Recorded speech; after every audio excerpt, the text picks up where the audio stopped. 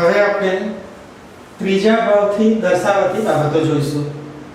ત્રીજો ભાવ જેને આપણે પરાક્રમ સ્થાન તરીકે પણ ઓળખીએ છીએ, આ ત્રીજો ભાવ જાતકની અંદર પરાક્રમ કરવાની કેટલી કેપેસિટી છે, કેટલી કરેજ છે, કેટલી હિંમત છે તે બતાવે છે.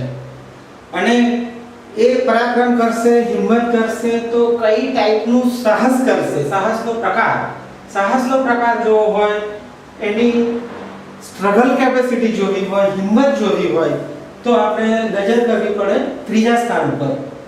ત્રીજું સ્થાન એ પરાક્રમ સ્થાન તરીકે ઓળખાય છે અને એ બતાવશે જાતકની પરાક્રમ કરવાની હિંમત અથવા તો એ સાહસનો પ્રકાર. આ પરાક્રમ કે સાહસ એમ નથી કે તલવાર લઈને જેમ જંગમાં કોઈ માણસ કૂદી પડે એ પરાક્રમ પણ છે. અને પરાક્રમ દરેક સ્ટેપ ઉપર લાઈફના જરૂરી હોય છે. જેમ કે કોઈક નવું ધંધાનું સાહસ કરવું, કોઈક નવી પ્રોડક્ટ લોન્ચ કરવી, કોઈક ક્રિએટિવ આઈડિયાને અમલમાં મૂકવો, આ પણ એક પરાક્રમ છે. તો આ ટાઈપના પરાક્રમ ને પણ પરાક્રમ કહેવાય. પરાક્રમ એવું નથી કે કોઈ યુદ્ધ મોરચા ઉપર કોઈ પરાક્રમ કરશે, એની અંદર ઇન્ટરનલ કરેજ કેટલી છે, કોઈ વસ્તુ રજૂ કરવા માટે, કોઈ વસ્તુને કન્વિન્સ કરવા માટે, કોઈ બાબતની અંદર ધારો કે ધંધાના કોમ્પિટિટર છે તો એ કોમ્પિટિટર હરીફો સાથે કેટલો મુકાબલો કરી શકે, કઈ સ્ટ્રેટેજી અપનાવી શકે, એ જાણવું હોય તો આપણે દ્રષ્ટિ કરવી પડે, નજર કરવી પડે ત્રીજા સ્થાન પર. ત્રીજું સ્થાન આ બાબત બતાવે. તદુપરાંત ભાઈ અને બહેન, younger brothers and sisters are indicated by the third house.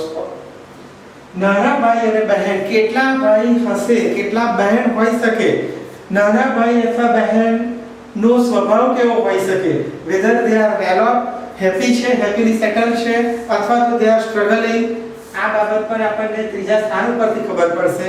નાના ભાઈ બહેનની સાથે નેબર્સ, પાડોશીઓ, જાતકને પાડોશી સાથે સારું ફાવશે કે નહીં ફાવે એ જાણવું હોય તો પણ આપણે નજર કરવી પડે ત્રીજા સ્થાન ઉપરથી. ત્રીજા સ્થાનથી નિર્દિષ્ટ બાબત છે નાના ભાઈ બહેન, પાડોશીઓ. એક રૂલ ઓફ થંબ પ્રમાણે એમ પણ કહી શકાય કે કોઈકને નાના ભાઈ બહેન સાથેની લેણદેણ ઓછી હોય, નાના ભાઈ અથવા બહેન સાથે બનતું ન હોય તો શક્યતાઓ એવી પણ છે, there are all possibilities, they are also not comfortable with the neighbors. Neighbours સાથે પણ ન બનતું હોય, કારણ કે આ એક જ ભાવની બાબત છે.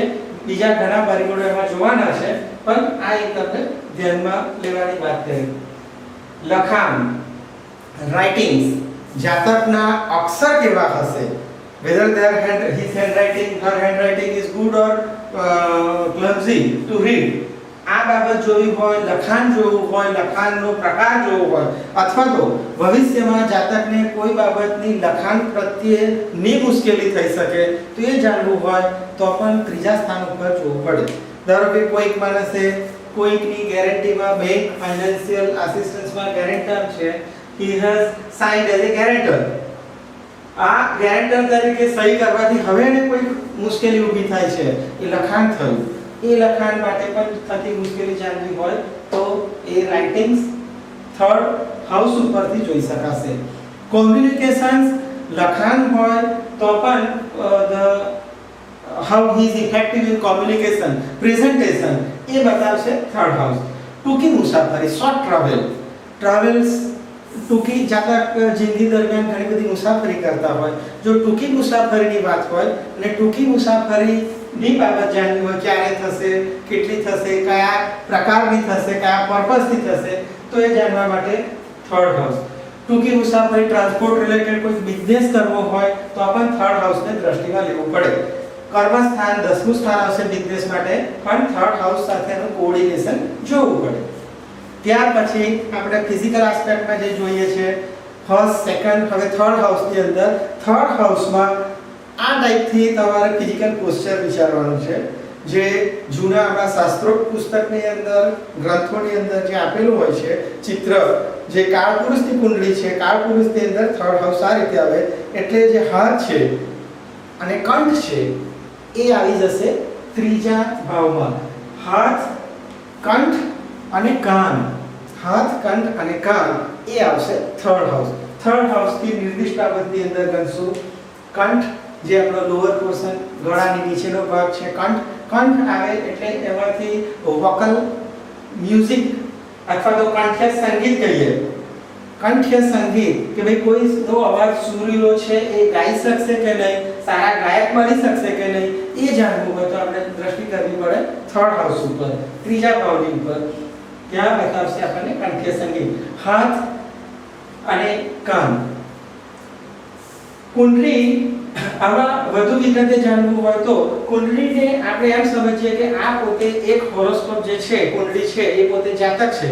તો આ જે પોર્શન્સ આવશે આપણે એને ડિવિઝન કરીએ કુંડળીનું, તો આ હાઉસીસ આવશે, ધારો કે second house, third house, fourth, fifth, sixth, એ થશે કુંડળીનો જમણો ભાગ.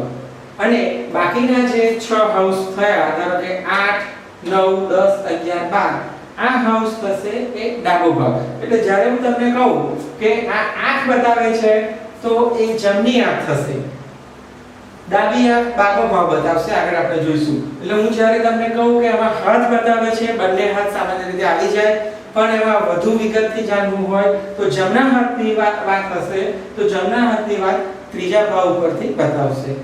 કાન, તો બે કાન છે તો જમણા કાનની વાત હશે એ ત્રીજા હાઉસથી વધુ સ્પષ્ટ રીતે જોઈ શકાશે.